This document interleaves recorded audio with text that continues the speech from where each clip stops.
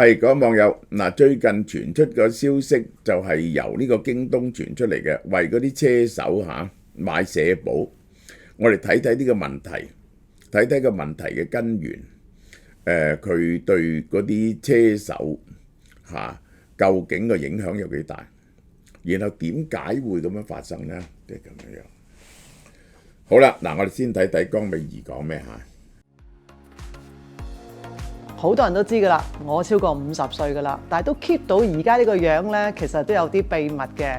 其中一樣呢，就係我試咗韓國一個好大嘅藥廠出品嘅，叫做 Hancol MNN Collagen 5-in-1 再生肌膚。嗱，呢一個 MNN 有啲唔同嘅，裏邊呢就有5種唔同嘅 collagen。相信好多女士們都知㗎啦，食咗 collagen 咧就係我哋嘅細胞會再生啦，延緩我哋嘅衰老啦。同埋一樣嘢咧，大家可能會忽略咗嘅，就係食 collagen 咧對我哋嘅骨骼咧都有幫助嘅喎。即係你成日覺得咧啊，又或者想佢行得好啲嘅話咧，collagen 會幫到你喎。咁當然啦，食咗之後咧，精神係會好好多嘅。咁同埋咧，我覺得個人心情開朗咗啦。咁人開心樂，咁自然就會靚㗎啦。咁所以咧，你哋都可以試下呢一個 Hancol MNN Collagen 5-in-1 嘅再生肌膚啦。好啦，嗱，我哋呢隻嘢咧就而家慶祝江美儀嘅大贈送啊！買3盒3個月，基本上係3264蚊，7折2285蚊，仲送乜嘢呢？送一個13年嘅魚子醬我賣緊900幾蚊，護肝素、護眼素、微膠原蛋白，呢個益生菌同埋非洲芒果籽係幫助你食前減肥嘅。所有嘢嗱，嗰啲護肝素、護眼素，你係唔係都要買㗎啦？即係因為人人都食嘅嗰啲好有益嘅嘢，搶要買。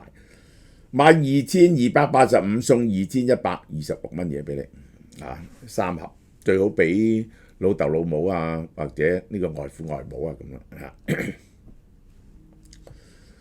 2月19號京東京東發動攻勢其實呢單嘢咧係牽涉到兩方面，一個主動嘅機構就叫做社保，社保咧就好想呢啲咁嘅車手去買呢啲社保嘅，而京東咧就最熱心推動嘅。我會解釋個理由俾大家聽。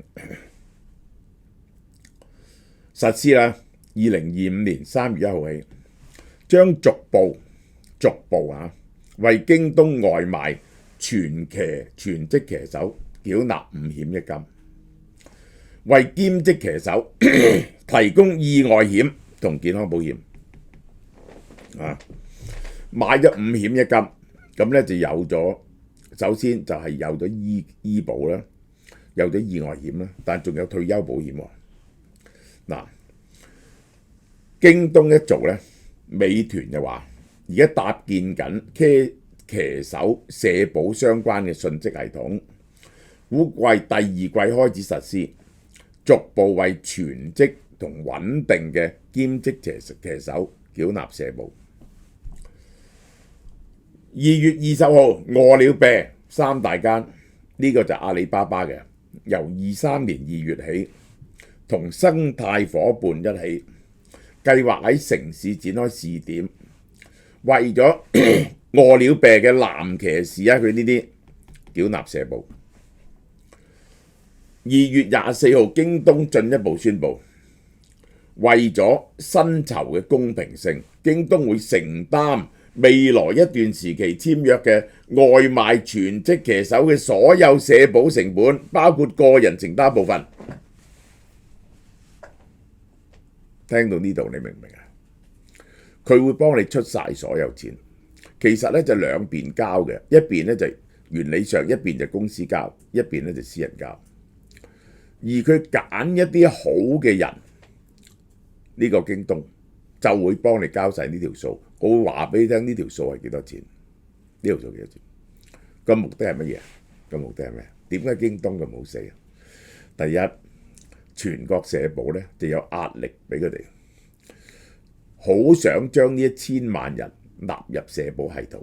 第二，京東上緊嚟，佢嗰間咧叫達達。佢係要搶美團啲人，情願揞一筆錢出嚟。佢逐步嗰啲最叻嘅咧，佢幫你交社保，其中有條件咧就要你做足1年，做足2年，你明唔明啊？呢個係搶人，情願冇錢賺，係將最叻嗰啲人搶過嚟。嗱，你聽下你就明。統計數字顯示，新就業形態勞動者8400萬，外賣騎手1000萬。而家咧呢個係公司唔會幫佢哋擺保障嘅，呢啲叫鐵人3項啊。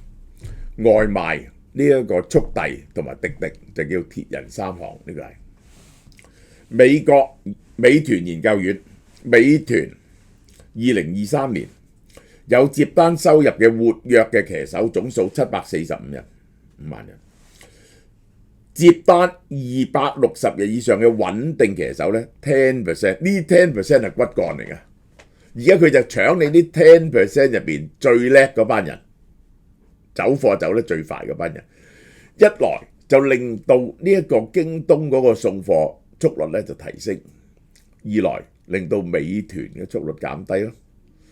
呢個代價係點啊？睇佢俾幾多人，呢80幾萬人，如果要搶10萬人過嚟，搶咗你嘅精華嘅人過嚟，咁咧個代價係10幾萬一年，10幾萬一年。京東覺得值得嘅，因為咧呢個咧就係第一，你嗰班送貨最叻嘅人嘅骨幹，就一定俾佢撬咗過嚟。你美團有本事去 match， 美團一去 match 咧，美團就破產啦。嗱，就係咁樣樣，因為咧變咗冇錢賺。京東旗下嘅達達配送活躍騎手130萬，估計覆蓋18萬全職騎手。佢覆蓋就係18萬全職騎手，個代價係幾錢咧？10幾億。京東唔賺錢，嗱，大陸做人最叻噶啦，攬住死。你美團靠呢樣嘢賺錢啊，京東唔係，佢賣其他嘢有錢賺。就同你玩一次，打個市場 share， 呢啲係大陸慣用嘅競爭手段。美團未明確穩定兼職騎手嘅具體定義，可能係指全年接單260天以上嘅騎手嚇，即係咧260天，就一個禮拜做5日，做足52個禮拜就有260天，一個禮拜做5日。餓了病2023年，佢哋有400萬活躍騎手，仲未明確社保覆蓋範圍。餓了病揾地方試點，揾地方嗱。坦白啲嚟講，嗰條數就係咁。呢一個咧就係呢一個美團850萬，呢啲活躍騎手就係穩定嘅就百幾萬，百零萬。第二就係餓了病400萬，咁佢應該就50-60萬，呢個就係。邊個咧？達達咧就係百幾萬啫。呢一種咁嘅穩定嘅呢一個騎手咧，就大約係10幾萬。佢而家為佢嗰10幾萬，就等於係加人工，而且咧變一個好僱主。你要陪佢咧，佢就出豉油啫，你就出雞，因為你嗰班人多。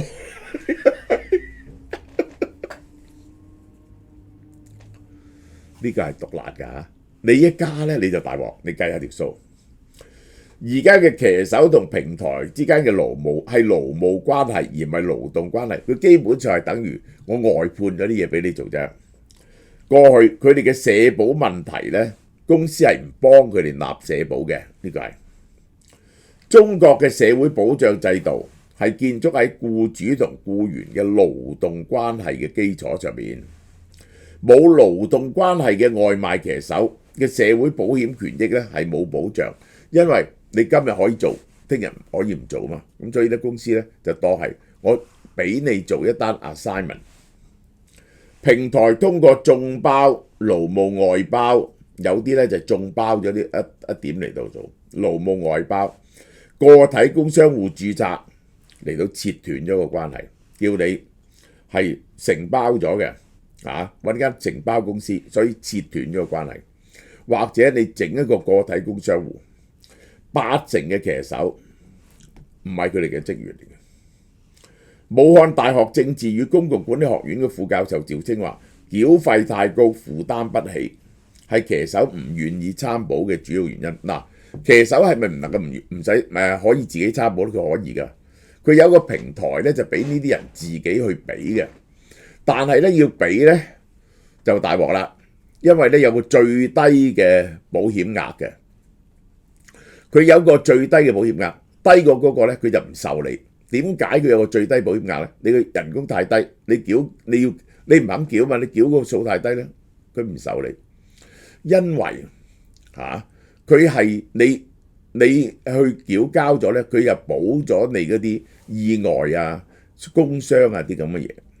咁咧整體咧就要你繳到相當多嘅錢，同埋咧因為啲人想裝呢樣嘢，所以咧佢就整咗個門檻喺度。逼你哋要交錢，交到某個程度。如果從平台角度嚟講，所有活躍騎手交社保帶來巨額開支。美團如果為80萬騎手繳納社保，每年多百幾億啊！目前社保嘅繳費基數有個基數，佢咧有一個平台嘅，你啲騎手咧可以自己去交嘅。但啲騎手就唔肯去交，因為咧佢有一個 minimum 數，你要交到個基數，對騎手參保造成制度性排斥。如果某地最低繳費基數係7000蚊，最低工資係2000幾蚊啫，你得3000蚊人工嘅人，你去繳納一個7000蚊嗰個基數要求嘅勞保咧，係佔你嘅收入咧好多嘅，你唔可以 afford 嘅。外賣騎手每年係有30%人唔做嘅，平均係做9.7個月嘅啫，而且佢成日走嚟走去喎，由呢間走去嗰度，由呢區走去嗰度喎，好難滿足養老金領取嘅條件。全世界嘅養老金都係要供到某個年期 consistently 先有嘅，15年、20年咁上下啦，呢個係。嗱，我哋睇下北京嘅最低社保基數，最低㗎啦，你話你嘅人工低嗰啲，你少過呢個數咧，你都要交呢個數，呢個叫社保基數。企業負責交嘅係幾多咧？養老保險最大鑊㗎，16%，醫療保險8.8%，呢個補充大病補充1%，失業保險0.5%，工傷保險加埋幾多個 percent 啊？呢個係25%到，佢就一定硬掘。要俾1676蚊，私人再俾8%、2%，呢一個係呢個私人俾晒呢個0.5%，私人又俾11%，其實你抽咗你嘅人工36%。嗱，我講俾你真係好簡單，最低基數6326，如果你6326蚊繳呢1676，因為你自己係僱主啊。再加個人咧，你係繳2343蚊 ，out of 6000幾蚊，你係30幾個 percent， 對上都係30幾 percent， 對下你就大鑊啦。你得4000蚊人工，你要繳交2343蚊，係咪交50幾個 percent 啊？所以咧冇人可以交喎，即係人工平嗰啲咧係唔可以 afford 交，因為佢整咗個基數喺呢度，基數喺呢度。騎手仲有乜嘢問題咧？喺唔同嘅城市流動，個社保點樣轉移咧？譬如話個浙江騎手轉咗去北京，喂，要辦理社保關係轉移手續，可能咧3至6個月咧冇得繳費喎。仲有勞動力市場有兩個現實困境，一個係騎手從業期間短。好難繳足15年，如果唔係咧，你就冇保險金。第二，農村騎手喺社保同新農合之間咧，只能夠揀一樣，你揀邊樣？但我解釋俾你聽，一個叫城鎮職工嘅保險，一個就新農業合作保險。新農業合作保險咧，你交嘅錢咧就少好多，攞嘅錢咧就少好多。一個老人咧退休嗰陣時咧，即係攞100幾至200蚊，嗰個就新農合。但係咧交得少啲。你而家有城市呢一個職工呢，就照頭先嗰條數俾啦，每個月最低限度要俾2300幾蚊。喂，即係你可以話係咪老細俾啊？梗係唔係老細俾啊？到最後都係等於全部員工俾。嗰個老細心中係有條數，我請呢個人7000蚊，佢能夠幫我賺到錢，我先請呢個人。嗰7000蚊呢，我就係因為我要幫你交社保，我就扣咗你呢條數，我先出5000幾蚊俾你。其實個真相係 statistically 係證明咗係冇分別嘅，最後等於你自己俾係冇分別嘅。呢個個僱主唔會因為幫你交社保而出一個佢唔願意接受嘅人工價錢㗎嘛，啱唔啱啊？美團點評2023年來自縣域鄉村地區嘅勞動力佔咗80%，大多數係農村人，其中90%係18歲至44歲嘅新生代農民工，新嘅農民工。浙江大學研究，如果美團為全職及穩定嘅兼職騎手交社保呢，涉及82萬人，最低基準納五險一金每年155億。嗱，呢個就係獨立啦。邊個佢用10幾億佢可以唔賺啊？美團就大鑊啊！美團成個生意就係賺138億，如果佢孭晒呢條數就虧蝕。而家京東話我哋就俾啦，咁佢揀個叻嘅啲先俾啊嘛，呢個就係。咁嗰啲美團嗰人咪會去撬啊！如果唔係我哋走去京東，如果唔係咧，京東咧就嚴格挑選過嗰啲對佢最 profitable 嗰啲人，你明白未？有分析指出，平台為騎手賣五險一金咧，即係牽頭為你開社保帳戶，每個月咧幫你將錢調過去。如果唔係咧，就等於加人工啦。如果平台呢一個幫你俾，即係平台加你人工加你福利，平台可唔可以 afford 咁做呢？呢個第一個問題。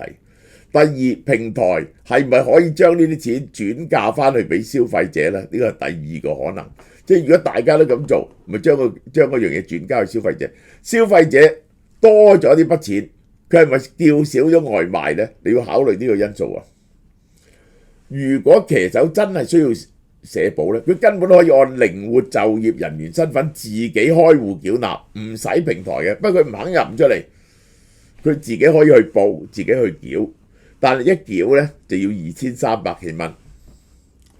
月入5-6千蚊嘅騎手，自己攞多1000幾2000蚊出嚟交社保，多數人都唔同意。即使每單多1蚊，佢寧願收現金。即係咪可以為咗交社保？外賣每張單要攞到1蚊呢？嗱，嗰啲騎手分到1蚊呢，咁於是呢，就嗰個平台呢，就差多個客1蚊，呢個叫社保附加費，咁得唔得呢？呢個係佢哋情願袋咗個蚊都唔交社保啦，係咪？嗱，大家睇下專職外賣騎手其實平均揾幾多錢啊？呢個咁辛苦嘅工，男人平均5308蚊，女人揾錢好多喎，4000喎。東部地區最高人工，西部地區最低人工，最多人係農村戶口，農村戶口揾多啲喎，揾多過呢一個係非農戶口喎。點解啊？因為啲有搏命啊嘛，啲有夠窮啊嘛。邊啲人揾錢揾得最多啊？原來就係25歲至34歲，35至44歲最當打嘅，跟住咧就會衰落噶啦。呢個就係呢啲咧就未成熟。大概揾5300幾蚊 before 保險，咁又好大鑊，因為一有咩病嗰時咧，有意外嗰時咧，你就大鑊。揾錢揾得最多嘅初中、高中水平喎，屌你大學生車得慢啲喎，大學生。有分析認為，呢項改變嘅人真正關心嘅唔係騎手收入同生活質素嘅改善，係社保基金每年幾百億嘅增量。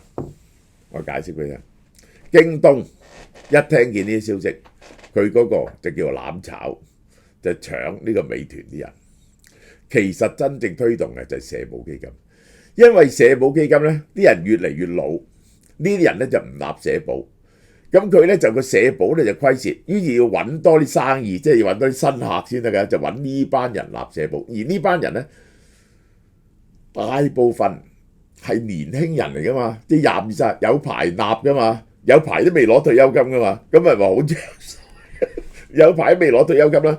你而家20幾歲供到60幾歲，30年後，屌你尾先至俾退休金你，唔緊要啦，你嘅供緊住先啦。呢個龐氏騙局，即係最緊要多實行，你知唔知啊？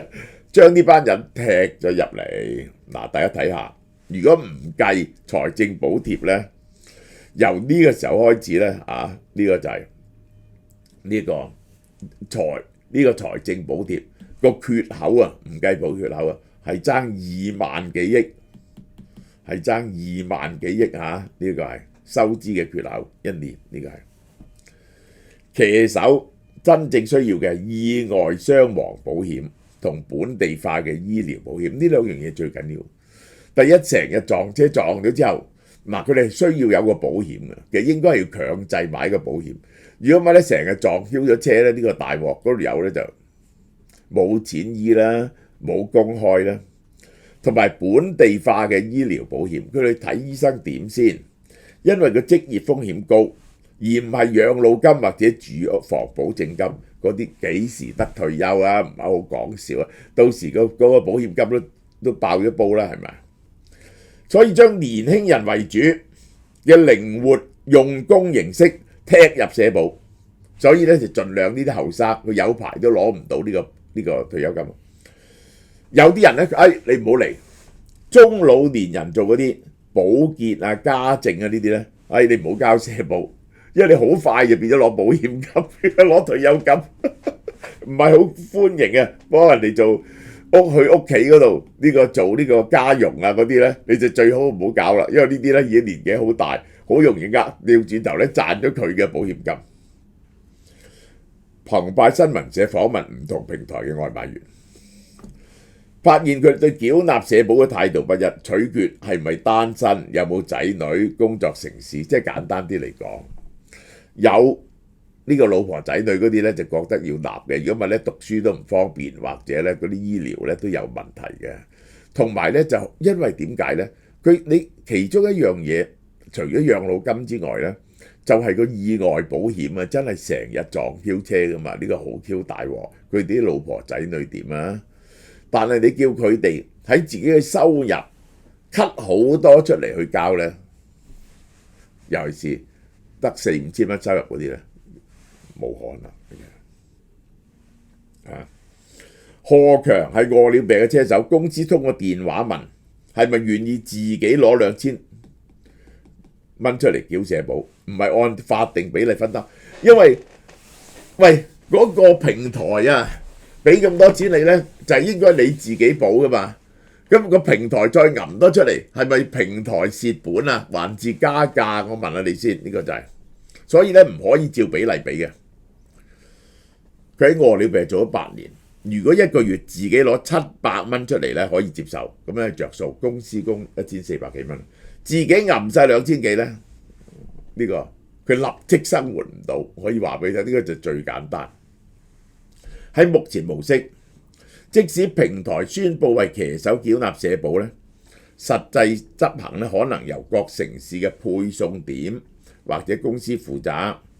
呢啲公司咧就諗辦法等騎手負擔更多嘅費用，即係咧呢一個即係咁啦。我諗啦，就係有可能就係呢一個係呢3個平台佔咗絕大部分嘅，即係佢哋要加少少嘅附加費，就係幫呢啲人咧交一部分，你明唔明啊？呢個係大家共同加價嚟到加一部分。如果你話完全靠嗰啲人工咧，低薪嗰啲咧係完全受唔起嘅，呢個係冇可能。你4-5千蚊，屌你扣我2000幾蚊，我飯都冇得食啦，租都交唔起啦。屌阿晶，你同我講40年後退休俾得翻我，有 Q 用咩？知唔知啊？呢個係好啦。騎手為美團，佢問下嗰啲消費者肯唔肯俾多錢？騎手為美團工作，美團出社費，點解要用戶俾？講好咗係平台唔肯出呢筆錢，要轉嫁俾老百姓同消費者。喂，會唔會俾佢代咗啊？資本願唔願意俾騎手俾多1蚊啊？唔願意，因為我自己都俾唔起。我願意你麻辣隔壁企業國家叫我哋平民擔講呢啲説話，我唔一巴聲買我都難受。估計呢係社保局揾平台要騎手俾，諗辦法呢就一定諗辦法轉嫁落去嗰啲消費者身上。但係呢，我話俾你轉嫁落消費者身上呢，嗰啲平台嘅競爭呢，又一定呢要互相收得平啲嘛。如果唔係啲客俾人哋搶走咗嘛，呢個係不願意，因為呢個唔係我嘅責任。企業連自己嘅利潤都唔願意花喺員工身上，點解要問我？真係匪夷所思。其實因為養唔起嗰班人啊，好嘛？好啦，嗱，而家訂呢本書呢，就係得300本嘅啫。你可以要求我提名嚇，同埋寫10個字，快啲訂啦！呢個就係 OK。